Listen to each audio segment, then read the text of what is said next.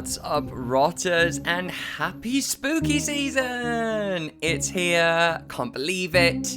I am very, very excited, and our mid-season break is now coming to an end. And so just before we kick off properly, I'm doing a little rerun to get us in the spooky mood and dropping the brilliant episode again with Sophie Ellis-Bextor from last year, Hack-O-Lantern.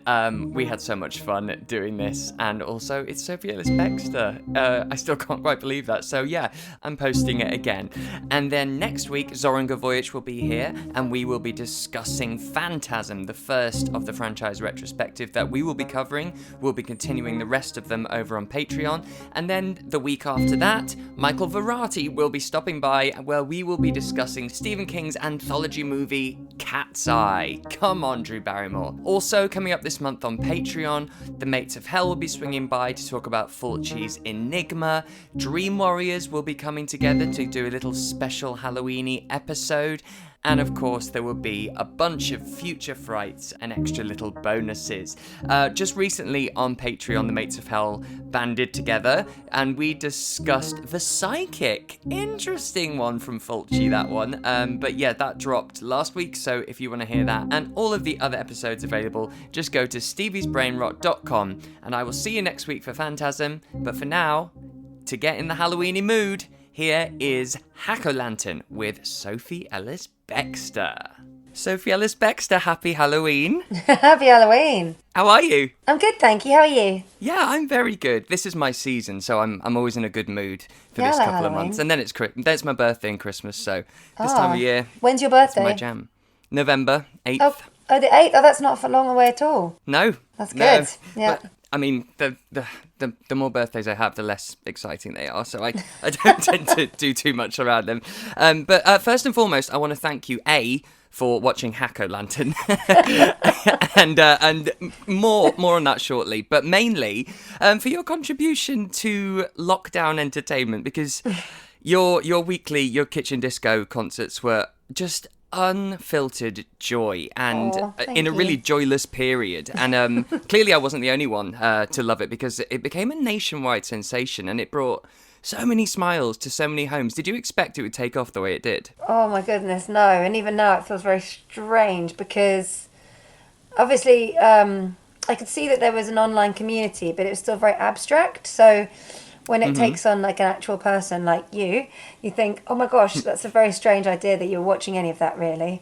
It was quite, I think it was just like a necessary thing I needed to do just to release some tension. And it was really good for like Richard and I as a welcome distraction. And as you say, just to do something a bit silly when there wasn't a lot of silliness going on.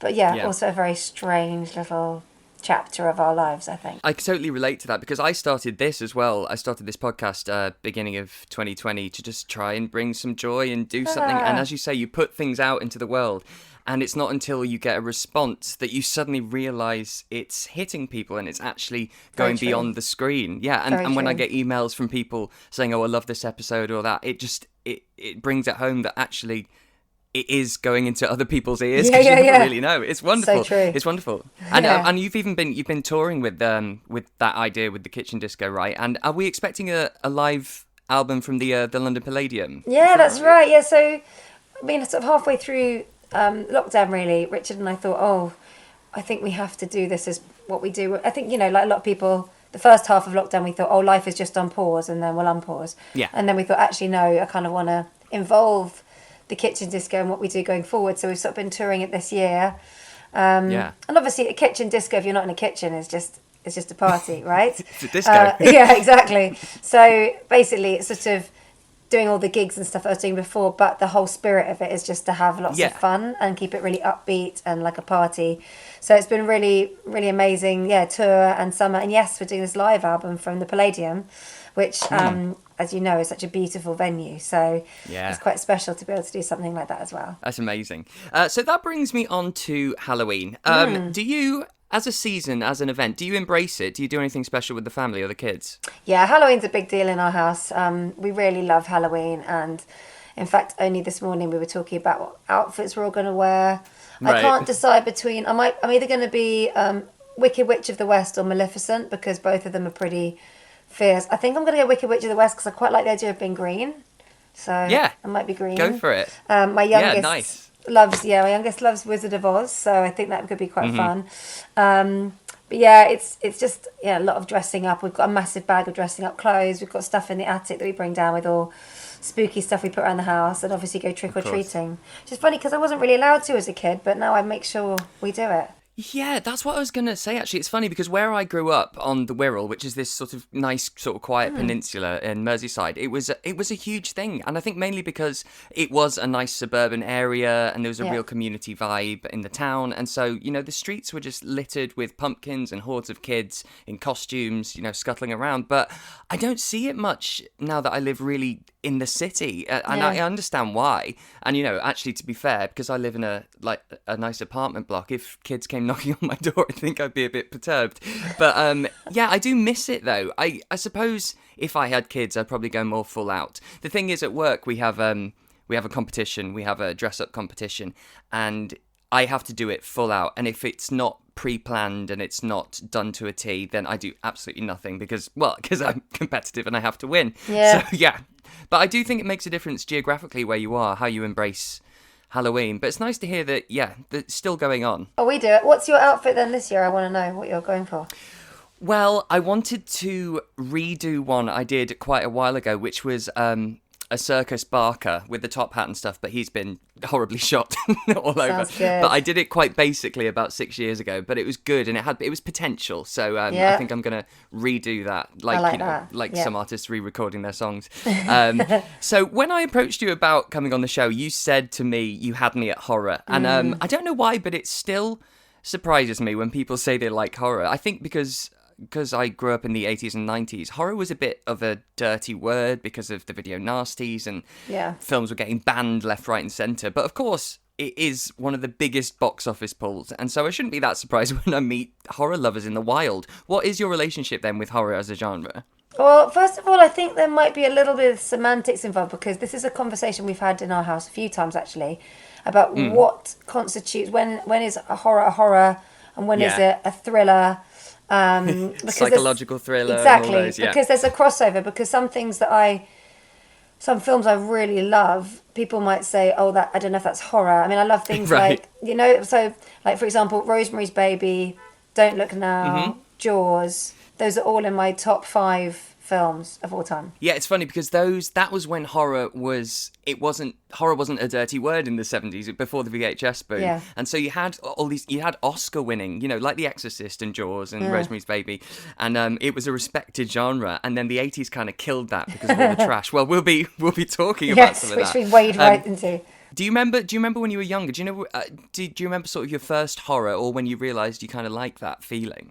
The first really scary film that I saw was basically I was watching a film with my dad and he said, "Oh, don't watch what's on after this, it's a really scary film," and then he fell asleep while we were watching the first movie, so I just stayed and watched the second, and it was The Vanishing, which I know isn't classic horror because it's not gory, but it's very scary and got an amazing atmosphere. And this is the Dutch one that I watched as well, and I think I must have probably been about, I'm going to say I was definitely way too young, so I was probably about 10. And I was completely fascinated by it. And I think, actually, a friend of mine called Andy Nyman, who is a magician, and he also loves horror. And his wife once said to my little boy, who was a bit scared watching a panto, she said, "Isn't it nice to be scared when you know really that you're safe?" And I think that might be the crux of what I like about horror. I think people have taken a long time to build a world and an atmosphere that will make you evoke all of that in you, but you know really that you're safe because you're just watching it. So you're once removed. And it's something a bit delicious about that, I think. Yeah, I think that's a brilliant way to describe it, actually. And either you get that or you don't. And I think that's what creates people who like horror and people who don't. And I think it often is, some sort of gateway film where you're young, when you watch, you're not meant to watch it. And it either absolutely puts you off for life or gives you a thirst for more. And so, you're one of those people. Definitely. So today, we're going to be talking a little bit about 1988's Jack-o'-lantern, also known as The Damning. It's an interesting little film. What are your general thoughts on this one? Well, Firstly, thank you. I mean, when I was first watching, I was thinking, isn't it lovely that all these people who aren't very good at acting have been given a job? That was one of my first thoughts. Yes. And then That's a positive. Then I realised one of the guys, he was actually in like Blade Runner. He's like quite a, Right. successful, like has his own Wikipedia page actor. Mm-hmm. This was his last ever movie, and he plays a very integral role. And I thought he was pretty awful in it. And it's a bit horror and it's a bit soft porn, isn't it? Really? Yes, yes. I thought I'd seen this before, but I realised I've only seen clips. But when I was watching it, I realised I definitely haven't seen this before. Yeah. So I've put together a little synopsis for anyone who hasn't seen it, and I hope this gives a clear rundown of what you can expect. So, meet the Drindle family, a family with an extraordinary lack of boundaries. After the disowned patriarch of the family, Grandpa, a panto villain with an insatiable appetite for incest, gives his grandson Tommy a keepsake in the form of a pentagram pendant, the emblem of Grandpa's branding barn cult. Well, I don't know what I wrote there. Once Tommy is of age and performing in full 6-minute fantasy music videos, Grandpa sets out on a mission to bestow the evil powers of the cult unto him and have him take his rightful place as chief devil mask person. Sadly, anyone who gets in the way of the plan meets their demise with a farming implement, and it all comes to a head at the Halloween party with a stripper entertaining inside and a stand-up comedian entertaining the queue outside. That was very weird. Fucking weird. And people being killed by classic weapons such as a tight corset and shovels. A final showdown leaves Grandpa dead in the middle of the party. I guess you could call it murder on the dance floor. Oh, very good. Thank you. I had to get one in. Come on. Wow, what a film though. This the opening, we sort of meet the little boy Tommy and his grandpa. Now, this character of the grandpa, he's kind of like a very strange sort of Liberace camp character. And what did you think of him? Bit unnerving. He's very predatory as well, isn't he? Yes. He doesn't. Yeah, he invades a lot of personal space and seems to enjoy having people react to him in a very repulsed fashion. He doesn't want. He's not bothered about making anyone like him. No, I mean, even true. Tommy, that he's obsessed with, little Tommy. And yeah, there's a horrible thing of him with the scene where you realise that actually he, got fruity with his own daughter when she's in a wedding dress. I mean, it's all pretty horrible. But there's, as you say, there's all these sort of rock fantasy sequences as well. So the scene where we see that happening could also be like a scene from like a Meatloaf video or something.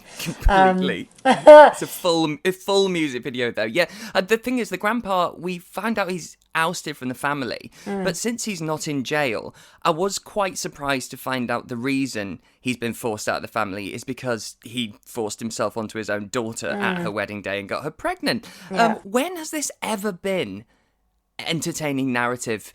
I It's know. dealt with so casually without comeuppance. It's absolutely bizarre. But there's a It lot felt of really that, icky. isn't there? There's a lot of very casual. I mean, there's another scene where one girl discovers her boyfriend has been brutally murdered and she still goes to the party. She's like, oh, that's really upsetting, but I better fix my makeup and keep on with the night. Yes. So no one really gets very upset about very much, actually. No, They move on pretty quick.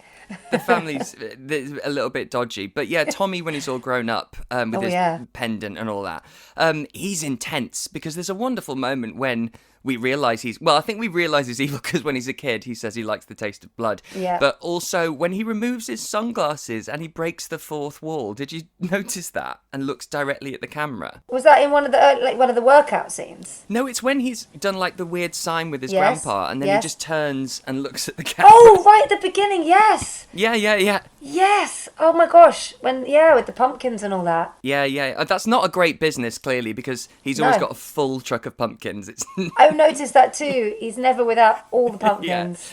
Yeah, it's the fact that there's more, though. It's not just the granddad, because Vera, the daughter, when we meet her when she's older, she's in the bath. And this is when you of course. realise the whole family has an uncomfortable lack of modesty, because the door is wide open. And she's not 6, you know when you're told to keep the door open because of risk of drowning, so it's for safety. But she's a fully formed young lady, and she's exposed. She's 18. Yeah, and just leaves it really wide open for everyone, and it just even that doesn't sit right with me. Well, this is the soft porn element, and then the girlfriend comes in, and then she like helps her get out the bath and get her little robe on. Yes, completely naked. And even when the friend says that she likes Vera's brother, Roger. Yes. Vera says something like, "Oh, is this about to get, illegal?" And I'm like, is she inferring that the three of them might get on? And it's just horrible. I know. I think if there'd been some boundaries, I think I would have felt a little bit more comfortable. Yeah. Just from someone, just one person. Yeah, just one of them, please. I mean, just one. I was gonna say when Roger gets to what's the friend called? It's not Kathy, is it? Vera and Beth, I want to say. Beth. Okay, so when they get together, yeah, Beth sounds right. And then Vera goes, "So where did you get it on with my brother?" My and so God. she takes her to the place where they just had sex. Yes. It's really, which is on a next to a gravestone. Yeah. It's just odd. Yeah, she literally points and goes. She takes her and goes, "Right there, that's where I just had sex with your brother." And she's like, "Oh." Yeah. She's like, "Oh, interesting choice." Why? Why would you want to know? What did you think though of the music video? Because that is really something, isn't it? It's when I was watching it, I was thinking, I wonder what Sophie's thinking at this point, because it's full on, and it's a bit on the nose because the chorus is, "You're the devil's son." You're the devil's son.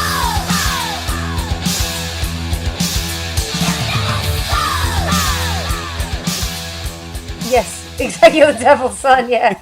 To be honest, the music was quite a big, it's like an extra character in the whole movie, though, wasn't it? The music takes a lot of it. All of that, but it was so fitting. You weren't, I think, because of the whole mood of it, you weren't that shocked when it turned into a rocky video, with sort of Spinal Tap with a moment. sort of a scantily clad cave girl shooting lasers from her eyes, and wonderful stuff. Yeah. Wonderful stuff. Yeah, and the pitchfork. Yeah, of course. Pitchfork in the neck. Nice. Yeah. Get that moment. Now, I got very, very confused. There's one of Tommy's friends. There's a girl called Nora, and she has the pentagram tattoo on her bum. Now, I got confused because we learn later that that's actually branding from the cult, because another girl gets branded the same way. So is she part of the cult? Then why does she get Why killed? is the grandpa, upset? I don't know. Yeah, you're right. I don't... But hang on a minute. It wasn't... She didn't get killed by Grandpa, did she? Well, I don't know. Was it Tommy? No, it's like... I don't know. It's like the big twist at the end, isn't it? Oh, the mum. The one with the... Yeah, the mum. It's all been the mum. So the mum was doing that because she didn't like Tommy hanging out with people. So she kept picking everybody off that was getting anywhere near her my kids. God, now I love this. That's so clever. I just thought at the end she donned it quickly. But yeah, that makes so much sense. No, she's the one the whole way through. It's always been the mum. Oh my God, I completely and she said, missed I just wanted the family to be I just wanted the family to be together. I just wanted to keep us together. Wow. And Tommy's like, I love you, Mum. Yeah. She did it like she was being overly protective. It's one of those. And I like this as well. Oh, this is another bit where they're casual. Because right at the beginning, the dad, the husband, he's killed. Of course. But he's killed on Halloween. Yes. And then, like 10 years later, Vera with the best friend, she's like, "Oh, my mum, she always gets down on this day because Dad died." I mean, she's still not over it yet. Yeah, like a decade on. Like, why is she still sad about that? About it was the 10 years murder. ago now. Yeah, right. Yeah, about the murder of her husband. Yeah, what's the limit on grief? Jesus. I know. What did you think of this, the killer's outfit? Because it's this sort of red and black coat with a double horned devil mask. The thing is, we see later that the cult all have this mask. So I'd love to know where they had it manufactured, because the idea of a cult waiting for order fulfillment is really wonderful. Yeah, that's good. Also, I just feel like it's a classic, isn't it? Yeah. The person in the mask, and everybody goes, "Oh, it must be you. Right. Ha ha, you look great." And then, killer. It's, we've seen this. It works. Yeah, I love that she's calling him Tommy, and it's clear, and this person is 4 feet smaller than Tommy, though. She doesn't check. Yes. She just takes off those clothes, and she gets it. Hey there, Tommy. Yeah, exactly. And he sort of, it's not quite a pitchfork. He's sort of, it's like a bent hoe. Not the girl. The weapon. I don't know what that is, but they have a lot of implements, which is great. There's another creepy bit, this to really ramp up that incestual tone, where the grandpa sees his granddaughter, Vera. Says, "You look tempting." Yes. tempting young lady. But no one that's pretty reacts horrible. accordingly. I was literally looking around the screen wondering, is anyone going to say anything? But it's just allowed. Boundaries, please. I know. That's the thing. And then the boyfriend's like, get off her. Oh, it's your grandpa. Oops. Made a bad impression. Yeah. Right. And to double down on that, the lack of boundaries, then because Tommy bursts into his sister making out with her boyfriend and attacks him in a jealous rage. Yes, that's all very strange. That's true, actually. Yeah, that's a bit of a weird moment. Because apart from that, he hasn't really done that. But then he's not the one who kills him. So. No, well, I love that you've just completely blown my mind because I totally didn't clock that it was absolutely her all the way through. That's wonderful. Well, what's quite funny is I didn't see the twist coming, and I was like, it's such a crappy movie. I was like, why did I not guess? Of course it's the bloody mother.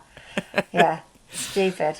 I like the shovel through the head with the boyfriend though. Obviously with a low budget though, it's all done with cuts, so you never see it actually happening. It's back and forth, and then it's just in there. Yeah, perfect. You know the scene where we do see a lady getting branded? I thought that was Nora. No, it's a blonde lady. Oh, no, I didn't think it was her. I thought it was just some random hapless victim. Fine, I'll buy that. But it takes us to the Halloween party, and the stripper. Now, I'm not shaming the profession, but it doesn't feel like the right environment. There are kids there. I know, that's very, very weird. But the weirder bit I thought was the stand-up comic outside. What is that? He wasn't booked. He just seemed to be a guest at the party. Yeah. And I was thinking, is this like, have they managed to hire someone who's actually kind of like a little bit known, and that's why they've given him this space that's to what just I do a kind of... And they did this whole... He pretends to be a turkey. The whole thing is just uncomfortable, isn't it? It's really weird. It goes on for much longer than you'd expect. Yeah, it's minutes. It's about 4 or 5 minutes. And it's because I don't understand why the people are there watching it instead of going inside. Because they're not queuing. They're not having a fag. They're just watching his show. Yep. And he's like, hey, guys, why aren't you watching the stripper? And then launches into his little stand-up. It's really weird. Yeah. Yeah, but when she has found her mutilated boyfriend, as you say, she goes, this must have been Tommy and my brother. And she's all right about it. She's like, I'm going to go and tell him off. Because it's a family matter. She says it's a family matter. It's a family matter, yeah. And still goes to the party and all that as well. Yeah. And she swings by the satanic barn as well. And that's another thing. The family are all really blasé about Grandad's cult because they never walk in and go, oh my God, what is happening in here? It's really like, it's just always, sorry to interrupt. Can I just have a word with Tommy? Yeah, this is a bit icky, but I just need to get in and get out. But then we've got, it's the big climax, I suppose, at the party. And my favourite sequence has to be the lady, the slightly older lady who's come onto the cop in the bathroom with her corset. Yeah, that's very weird. I thought that was the mum at first. Mm-hmm. Nope. When she walked in. Just a very random, like much older woman. Yep. Dressed sort of, like very... like Little House on the Prairie style, do-si-do dress. And then she really, I mean, that's why it has this sort of soft porn thing as well, because she's like, is that a real gun? Can I pull your trigger later? There's lots it's all of that. very, like, full-on, like... But I think quite clever of the killer to silence her before stabbing her, because she says, can you do up my corset? Nice and, I think she says hard and tight, like the boys like it. And, he... he pulls it so tight that she passes out. Fantastic. Yeah, but not before you see her like popping out of the front of her corset. Of course, you got to get that in. You got to get that. And then I think in a wonderfully hilarious moment when the girls come in and they see just the dead lady propped up, and they just go, and they don't even check on her. Her eyes are open. Yeah, and they're like, oh, some people just can't handle their drink. Yes. Then Beth gets it round the neck, dragged into the closet, and that's when Vera finally asks the lady for help. Yeah, and then because the woman's been stabbed in the back, she has to lean forward slowly to reveal her stabbed back, but she can't fall off because she's a real live person and that would hurt. Yes. And so then the fight we have between the two devils, so that is the mother and the grandfather. So actually... Correct. Well, then I was complaining that she just doesn't react enough that he... impregnated her. No, yeah. Yeah, but... No, she's angry. Her anger can come out there. Yeah. Killing her dad on the stairs. Finally. In a very this is how we do it. We do 2 strikes, and then I move up 2 steps, and then we do 2 strikes, and I move up 2 steps, kind of a way. To the loose banister, yeah. Exactly, that just opens like a gate. Yeah, like saloon doors.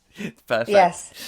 Yeah, and this is another thing. So, if it's so easy for the granddad to pass on the mark or to give over the power of the devil, because obviously as he's dying, he just touches the cop, Ralph. I can't even remember. Roger, thank you. And yeah, he sort of just puts it onto his forehead, and immediately it's passed on. So it begs the question: why all the ceremony? Yeah, why not to everybody? Yes. And they're all in. Why the branding? Yeah, you'd think he'd have to do something else, like make him drink some blood, or give him the pentagram, like he did for little Tommy. Read the rites. Also, even when he did it for Tommy, it didn't 100% work, because when it came to it, Tommy couldn't go through with hurting his sister. So it doesn't actually.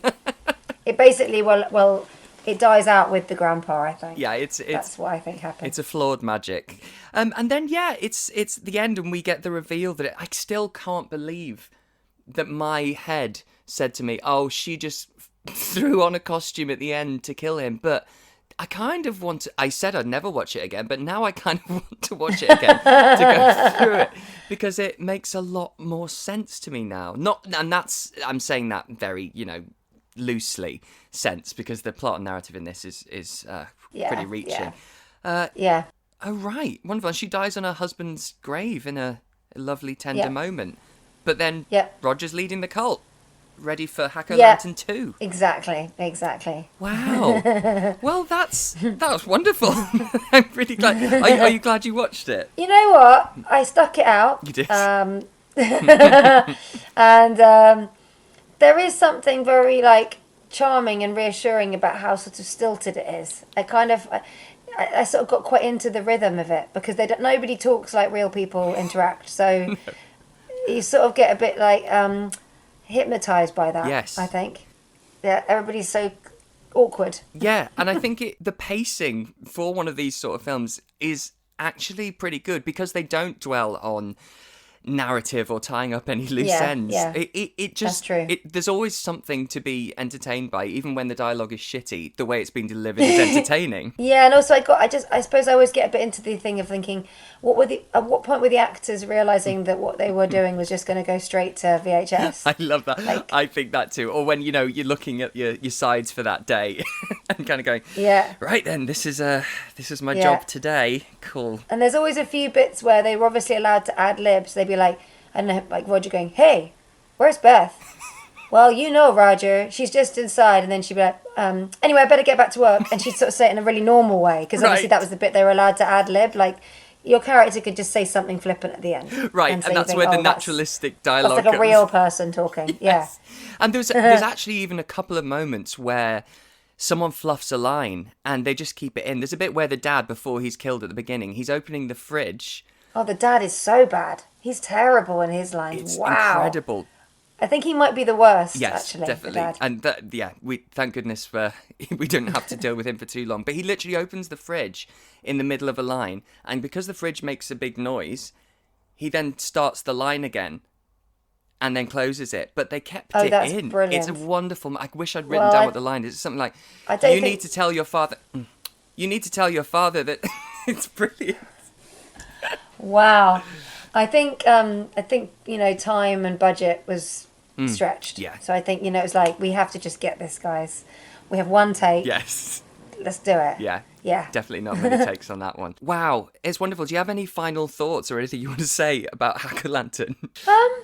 Well, this is a slight not direct about Hack-O-Lantern, but I did wonder if during your podcasting you've watched a film and then you think, actually, this one I really think people should watch, or if they're usually like if Hack-O-Lantern is usually. I think yes. Yeah. Well, in the first season that I did, I made sure they were just truly god-awful B-movies. And it was like the best, worst horrors. There's ones that are so... Because this is an unintentional comedy. It's that sort of thing. When it's played earnestly, but that's hilarious. Because when they try and be funny, it's not funny. But then I've opened it up a bit more to not great horror films from the 80s and 90s, but slightly more budget and studio films, just because they don't get a lot of light. There's a lot that were made. Like I just did one a few weeks ago called The Fun House, which is by Toby Hooper, who did Texas Chainsaw, and it's definitely a trashy movie, but it is a Universal budget film, and it's really good, and it's full of atmosphere, and it's stupid and sleazy, and not this kind of sleazy, more legal, but it's just so much fun. And also, a lot of these I saw, like there's a film called Demonic Toys that I used to rent a lot when I was a kid from the VHS store, and I hadn't seen it in over 20 years, and I popped it on, and it's just so bad. It's just so awful, but it's enjoyable, and I there's a lot that I revisit, and I don't know how I got through them when I was a kid. Or how I got to the end. Demonic Toys, Funhouse. Demonic Toys, the Funhouse. Okay. Yeah, they're both worth it. Both on very different ends of the spectrum, I'd say, in quality. But yeah, it's great. I do love those kind of things. I mean, sometimes as well, because even though I love scary films, I sometimes don't enjoy the act of watching it for the first time because I am actually really scared. So I often have my fingers in my ears and I'm like looking through cracks in my fingers, and sometimes when you watch a scary film, and then you realise it's actually really rubbish, it's actually quite nice because you like relax and you're like, oh, this is terrible, I can just enjoy this now. Do you remember years ago there was one where it was like, there was a killer that was phoning a phone box? Do you remember that? It was so bad. It just didn't work as an idea at all. And actually, I think we watched the latest Candyman, and that's a bit like that as well, where it's kind of enjoyable, but it's not actually that, you're not actually on the edge of your seat. You're like, and some of it's a bit silly. Yeah, and it's quite fun. That's quite fun in its own space. Yeah, because there's so many subgenres. Like you've got alien films, you've got ghost films, witch films, occult, cannibals, whatever. What's the sort of subgenre that scares you most? I do think things that deal with the occult have got a fundamental but not like Hack-O-Lantern. Chill. Not Hack-O-Lantern though. But The Exorcist, for example, demonic stuff. There is a feel that you've opened a box that is genuinely like the grown-up stuff, because of the weight of it and culturally how it makes people feel. So I think that always feels like fundamentally quite creepy. But I like ones that are like a little bit fantasy, like The Witch. Yeah, that one with one of my absolute favourites, Robert Eggers. Yeah, isn't it brilliant? It's so good. It's a masterclass, that one, because it's the mounting tension. It doesn't rely on jump scares or anything sort of gross or silly. It's the gradual. You just feel doom, and something is up for this whole, and you just go through the whole thing, and it builds and builds and builds. It's an absolute masterclass. I'm a sucker for found footage, whether it's the Blair Witch Project or Paranormal Activity. Yeah. And I don't know what it is. Even if it's the... Have you seen Wreck as well? Wreck's really good. Oh my God, that's terrifying. And I think it is just that POV style. It takes you into it. It's a bit more immersive, and no matter how bad the quality of a found footage, there's something that always gets me. I just it feels like it could be real. Yeah, to be honest, like the Blair Witch was groundbreaking when it came out. There hadn't been anything that was like that. No. And one of my girlfriends went to see it not knowing it was a film, so she thought it was genuine. She was abroad and went to see it, and so she was absolutely terrified. She was like, thought it was all real stuff. But that was really groundbreaking. Paranormal Activity, I think, is really good until you sort of see what the thing is. I like it when it's all the build-up. Like the bits where in the middle of the night people just stand up and just stand by the door for like 5 hours. And they're like, what is it I'm doing in that footage? Why did I do that in the night? That's really creepy. Yeah. But yeah, Wreck, the original one, when I saw that, there's a jump scare near the end, which I jumped so much I pulled a muscle in my leg. That's amazing. I think I know exactly what you're talking about. I think I know which moment. Yeah, Blair Witch for me was, as you say, it was groundbreaking, but it was formative as well, because as you say, it hadn't been done, and I went in it was the early days of the internet, and they'd set it up like it was this real case. You could go on the site and see police files, and I went in. I don't think I fully believed it was going to be a snuff movie, like real footage, but I wasn't sure what was happening and what was real and what wasn't. And I don't think, the funny thing is now, because when people watch it now who haven't seen it, it pales in comparison to some of the great found footage that's come since, because the thing is, you can't replicate what happened back then, because unless you were Yeah. there in 1999, not knowing, you couldn't go on the internet and check if films were real. Now, you can't pretend the found footage is real anymore because the gig is up. There's no way you could convince someone of that. But it was a one of a kind, and it can never happen again because it was the beginning of the internet and it was the first of its kind. And that, for me, still, whenever I watch it, it still elicits the exact same response from me because it takes me back. Like I've got a little log of myself in that time, and it terrifies me. So I'll watch it with someone who thinks it's absolutely shit.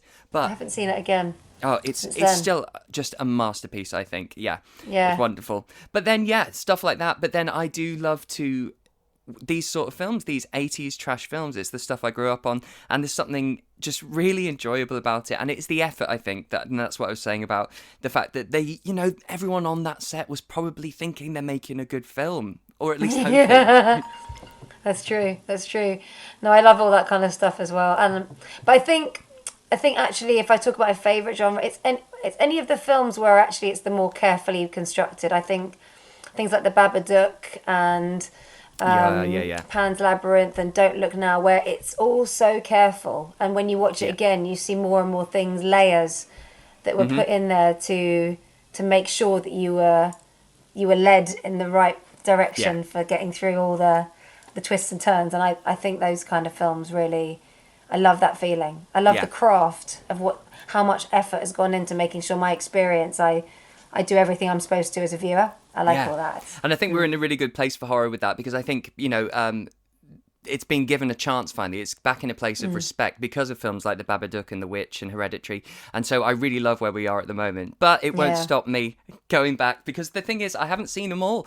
Every time I think I know every 80s trash horror film, 10 more unearthed, and there's a new Blu-ray. Amazing. But listen, thank you so much. And remind us again when the live album is out. The live album's out, I think it's November the 18th. And I think that's the main thing I'm doing. I'm mixing another album as well for the springtime, like a new album. But the live album's been a really lovely project, actually, because it really captures a very special thing I got up to, and I with loads of lovely people working with me. So it's a nice thing. Yeah, you get to immortalise it. Yeah. Amazing. Well, thank you very, very much, Sophie Ellis-Bextor, and happy Halloween. Happy Halloween.